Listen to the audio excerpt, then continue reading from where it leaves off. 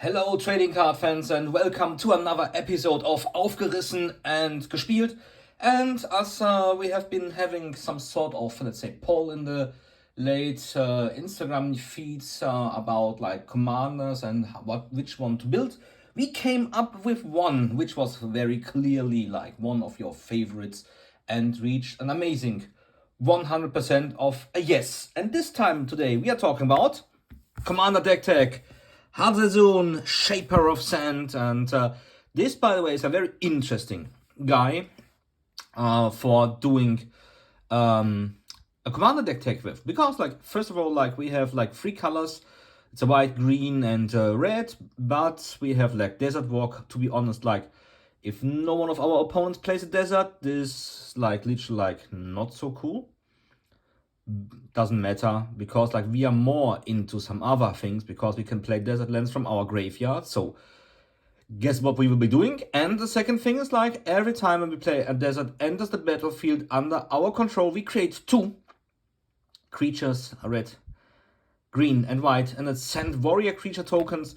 So literally, like, what we are wanting to do is, like, we are going here with a real token engine, and we will be doing some sort of token commander with, let's say, some pinky pink, so to reduce our opponent's life total. So we are a bit aggro, we are a bit white going with tokens, and we are of course pinging our opponents to death. So that's literally like a lot to be done.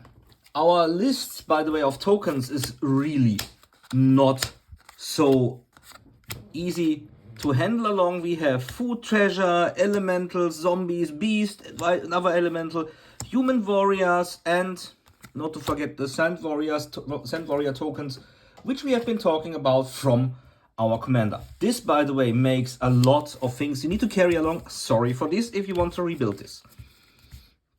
Speaking about rebuild, from one of my last deck techs, one question came alongside to state something about the price of the deck we are building today.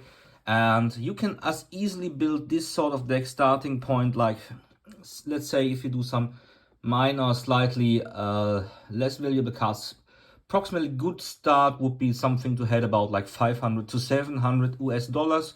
This deck we are currently talking about is like 750 approximately, if it's going for this. But if you're a collector, to be honest, like, you will surely have a lot already in there. As you could see, we are not talking about the old Hazezon from, I think it was Legends. We have the one from the latest set. So we are going for tokens, we are going white, and we are going for everything which can empower us later on.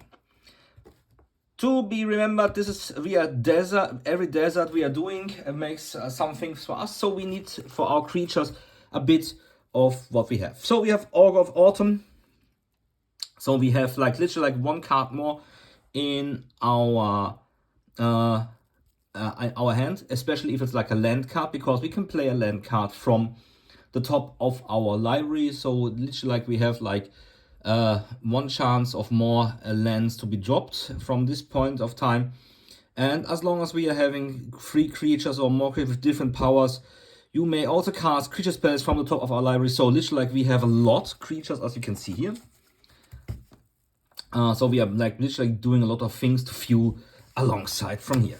Ancient Green Warden, which is like more also like giving us the chance as long as our commander is not on the game zone. And we have this guy out to play lands from our graveyard, and a land entering the battlefield causes a triggered ability of a permanent you control to trigger. That ability triggers an additional time. That's something to remember when we are coming later on for enchantments. You will possibly find some goodies there too.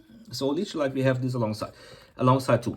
Why we are having this creature in here is like literally like because our commander is a value engine in case of deserts.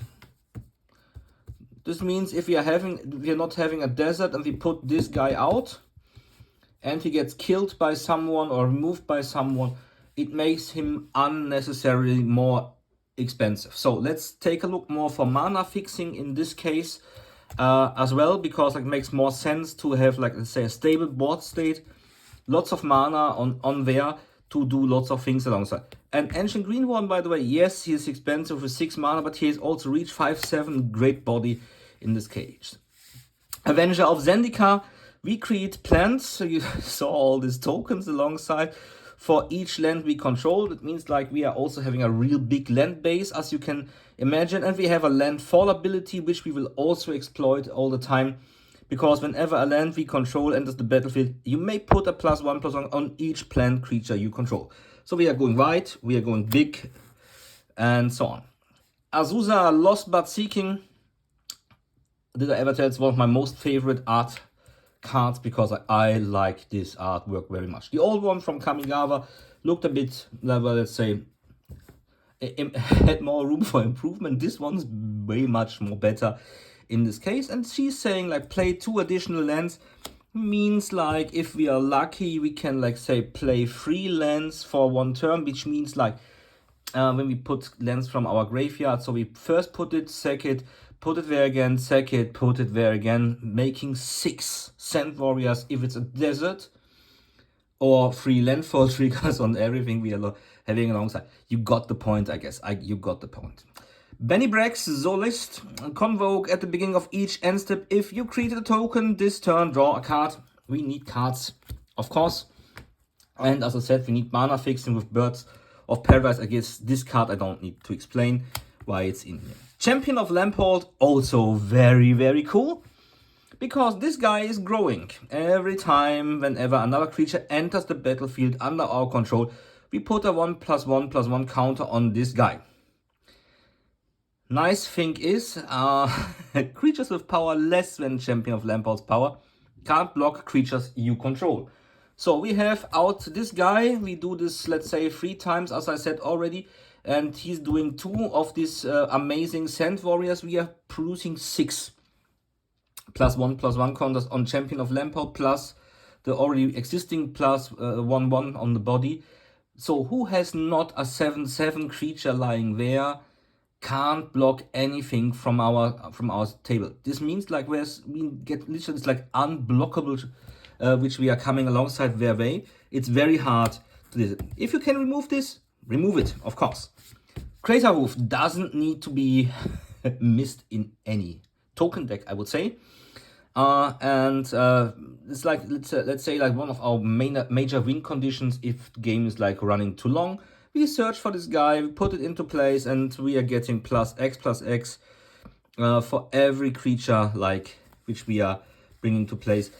I think like if you're going to an end game, this might be the one you want to play.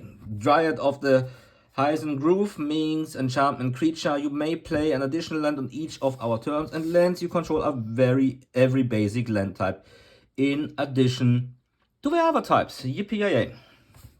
It's like a mixture between like a good Uborg or whatever you want to have. But to be honest, it's a very cool thing, because like we are like basic land types going alongside. That means like we are not having deserts, but we're having a lot of mana fix in this case. You have tokens, you want to pump them up. English Norn, Grand Zenobite, Praetor, Vigilance, other creatures get ++, let's say 2 in this case, and other creatures our opponent's control is -2/-2. Come on, this is something you are needing for token commanders in this case. Elfish Reclaimer, creature of Elf Warrior. Elvish Warrior gets +2/+2 for as long as there are 3 or more land cards in our graveyard. This will easily be happening, because we need to find cards, we need to put cards where we can abuse our deserts in the graveyard. No, we are not, as you can see, not a black creature, not a black commander, but we can still do a lot of graveyard interaction. As you can see, we have this desert lands from our graveyard, which means like we also will sack lands, of course, which means like we need land recursion in this case. And this guy also provides it. Sacrifice a land, search your library for a land card, put it onto the battlefield tapped. Means like we can do a lot of this here. And we also have, it's like an engine. If you remember our amazing Azusa, here she is. We have this guy lying there and 2 mana floating. We can put like literally like a lot of cards from and back and forth from our graveyard. Elfish Rejuvenator. It's about top 5 cards. Taking a look.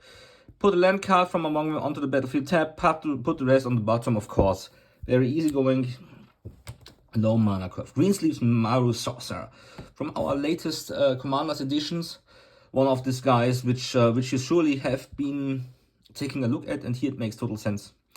He has protection from planeswalkers and from wizards, and his power and toughness are equal to the number of lands we control. And whenever a land enters the battlefield under our control, we create a free green badger creature token. In this case, so we are getting again like token, and it's pumped up by every land we are placing onto the battlefield. So literally, like, you will be seeing, like, we have 3 colors, and we will have a lot of things there too. Creatures you control, it's the Jetmir in this case. New Capina, creatures you can get +1/+0 and have vigilance. As long as we control 3 or more creatures, it will be easily achieved. And creatures you control also get +1/+0 and have trample as long as you control 6. And the next one is 9.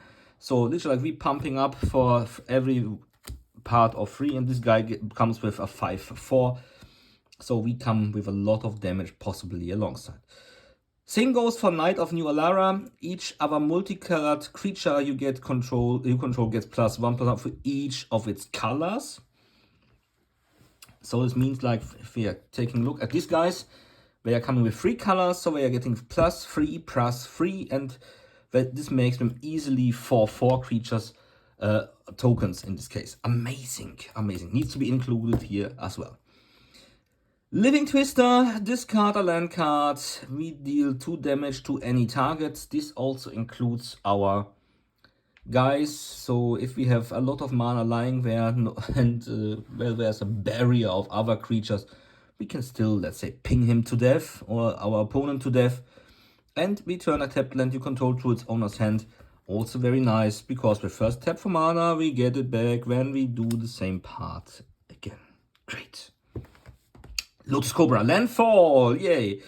And whenever land enters the battlefield under control, we may add 1 mana of any color. I guess we are not getting mana screwed in here.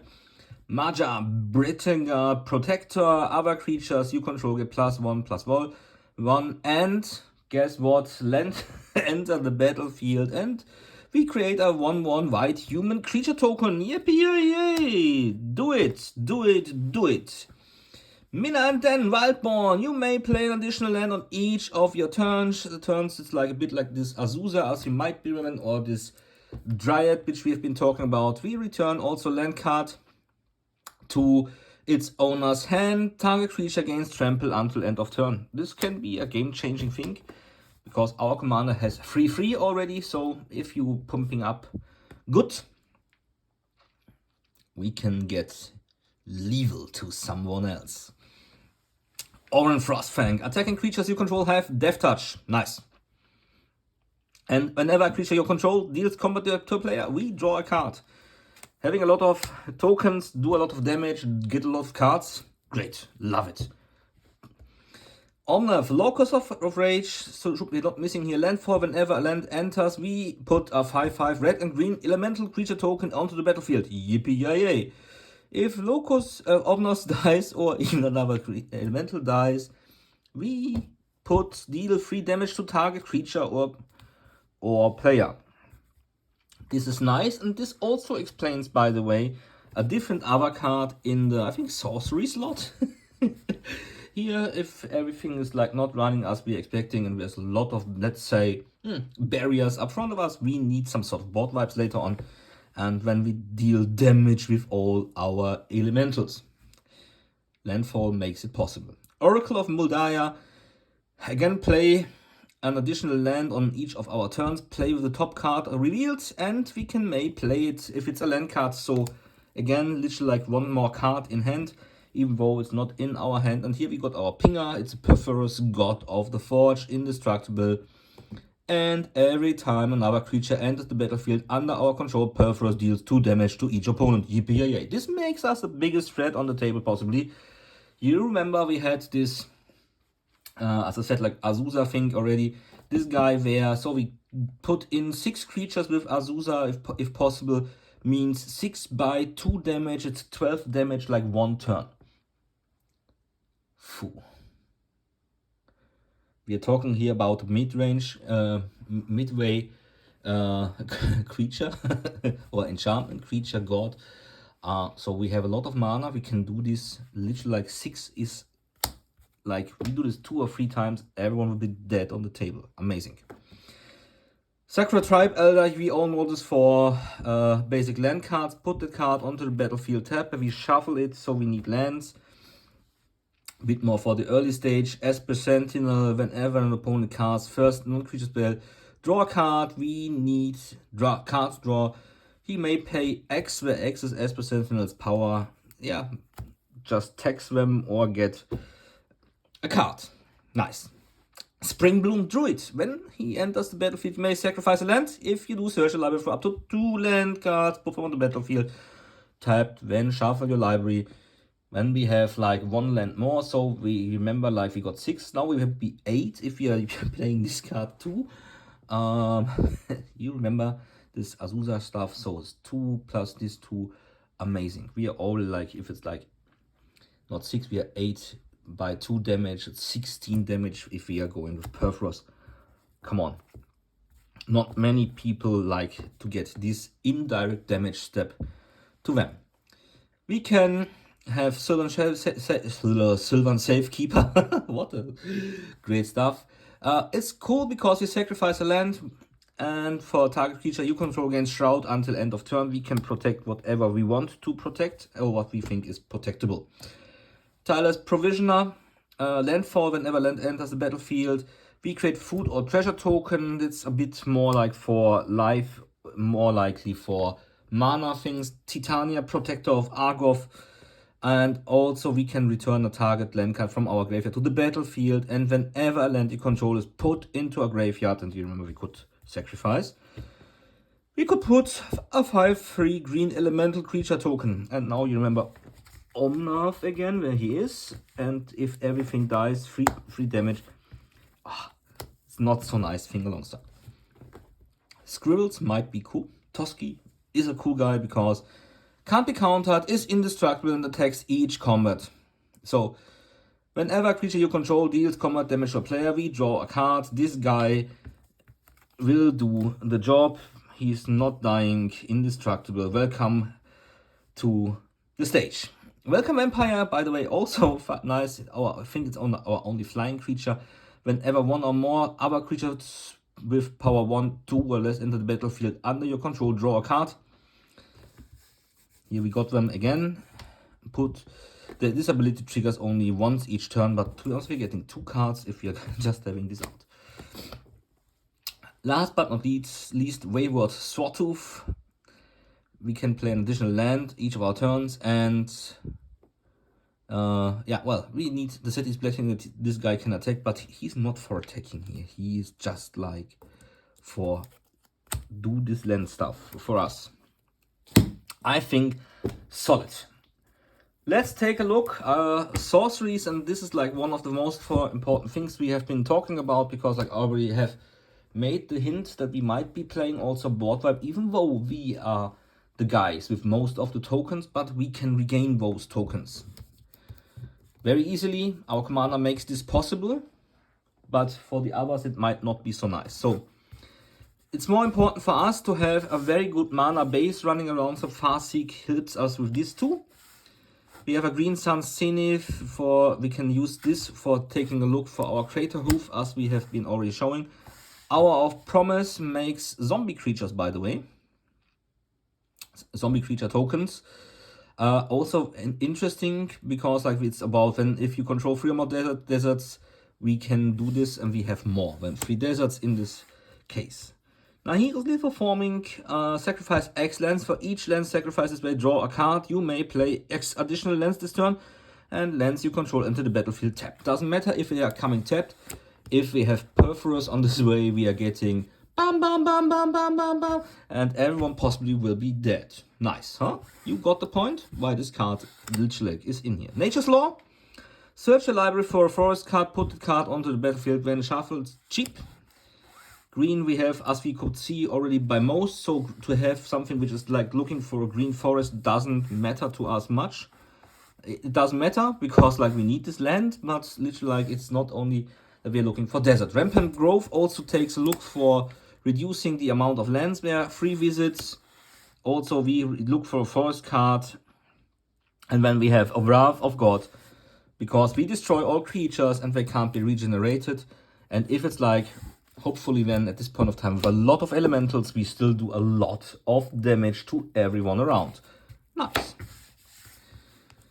After sorceries comes Instance Beast Within, destroy target permanent. So for everyone who needs to remove something special, it's yes, it's Christmas time, but not it's not someone special. It's something special.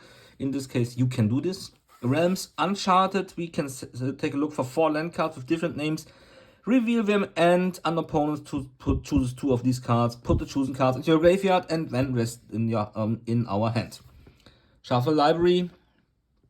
We can later on, as we could see with the other guys, we can do land recursion. So doesn't matter if he's giving this into our hands or into the graveyard, as long as no one is emptying our graveyard, we will be fine.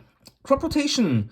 As an additional cost to cast a spell, sacrifice a land, search a library for a land card, put that card onto the battlefield, then shuffle your library. Why the hell is this card in here? Yes, we have enough deserts, but we will also possibly have some other land card which needs to be on the table, and then every time we landfall, we again produce tokens. So this card will help us find exactly this land. Indestructible Formation. All creatures we control are indestructible till end of turn. If it's our main phase and we cast there, it's a +1/+1 for everyone. Bit more removal, Swords to Plowshares, Path to Exile. And last but not least, we have an instant called Eladrim's Call, where we are looking for a creature card, reveal the part and put it onto the hand. So we are looking for Crater Hoof with this one to move on. Mana fixing. Mana fixing we are possibly doing with, you're right, artifacts.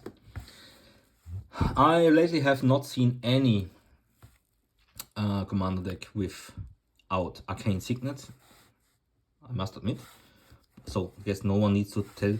Skull Clamp, it's just like Draw Engine. We have this 1/1 guys, so we can literally like use this every time.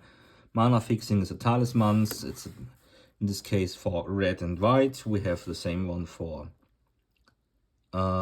red and green, and we have the one for green and white. Literally like to have everyone covered up. This one is nice to have. Zuran Orb. This we use, for example, in this Azusa case where I've been talking about like to sacrifice the put, we sacrifice, we gain life, we can still put in these guys again. This is the card we need for this. Crucible of Worlds, you may play land cards from your graveyard. You guess what this card is for. Chromatic Lantern, lands you control have add 1 mana of any color as well, and it's a mana dork for itself too, so literally like we have everything here. Nothing special, but also like no mana crypt, no mana vault. This time I think we are cool with this. No need to have all the other ways around. We are literally like generating tokens. We want to fight with tokens, and this deck wants to interact and put a lot of pressure to the others. Pressure. Anointed Possession. If an effect would create 1 or more tokens under your control, it creates twice this many, and you guess how many creature tokens we are producing already. It's amazing. Aura Shards, whenever a creature comes into play, you destroy target artifact or enchantment. This will clean up a bit our opponents. As you might remember, we are getting 2 out of these. With Anointed Possession, we are doing 5 of these. That means we're putting away 5 artifacts or enchantments on the table. To be honest, like this is death to a lot of people. Exploration, you may play additional land on each of our turns, so also very cheap. Felidar Retreat does the same thing, but it has landfall whenever land enters. We create a 2/2 white cat beast creature token, or we can put a +1/+1 counter on each creature we control, and these creatures gain vigilance until end of turn. Landfall sometimes is so cool, to be honest. And Parallel Lives, if an effect would put 1 or more tokens onto the battlefield under your control, you put twice that many of those tokens under the battlefield instead. I know here why you are not playing this and this card. Yes. doubling season, for example. I'm not playing this. We are like 2 less slots. We could cut a creature. Yes, I don't want. So, literally, like, we have a lot of different lands. Arid Mesa, Canopy Vista, Cinderglade, Clifftop Retreat, Command Tower, and when comes a bit of deserts, Cradle of Accursed Desert, as it's already by the name. The Red Desert, the Green Desert, the White Desert, Dunes of the Dead, Field of the Dead. Hey, come on, that's cool. We have a lot of different lands, so why not play Field of the Dead to gain even more creatures? A City of Brass, Forest, not Forest Gump, Grasping Dunes, Desert again, Shep Oasis, it's also a desert. It came from the desert. Mountain, Painted Buffs, Plains, we have a lot of things. Prismatic Vista, Ramunap Ruins, also desert. Rootbound Crag, Mountain Plains as a Sacred Foundry. Shepherd Dunes, Stomping Ground, Sun Petal Roof, Sunscorched Desert. Guys who Survivors Camp, Temple Garden, Scavenger Ground. We have a Gaia's Cradle in here. Yes, this makes the deck, by the way, more expensive. But it makes... We have not a lot of elves, but we have enough elves in here. The next thing is we have possibly, like, for each creature, like, we have tokens. Come on, we have got tokens. This will be overkill. Overkill on mana. Windswept Heath and Wooded Foothills. So, I would say we got a very solid, very aggressive, very wide going Hazezon Shaper of Sand deck here with a lot of interaction with others. We are like literally building up a huge army of Sand Warriors, plants, human warriors, elementals, treasures, possibly zombies, beasts, cats, whatever you want to have. We will be there. We will be fighting, and this will be one of the most annoying decks if it comes to direct confrontation. We are getting fast, very wide. We are getting fast, very aggressive on the board, and no one will like us because we are doing so many amazing tokens. I'm a bit, well, you saw we have no red counter spell in there to prevent any of this amazingly controlled decks. To be honest, like, we are playing so much. If one gets countered, it's gone, doesn't matter. We are like getting our triggers from landfall nearly all the time. So you can't counter a land. We will having like a lot of things in the possibilities to do so. So, and there's a lot of other threats on the table too. I hope you had a great fun. I had a great fun too, building this for you as a result of one of the votes on our Instagram profile. So take care, enjoy. If you want to build it, if you have questions, just drop me a message down below here.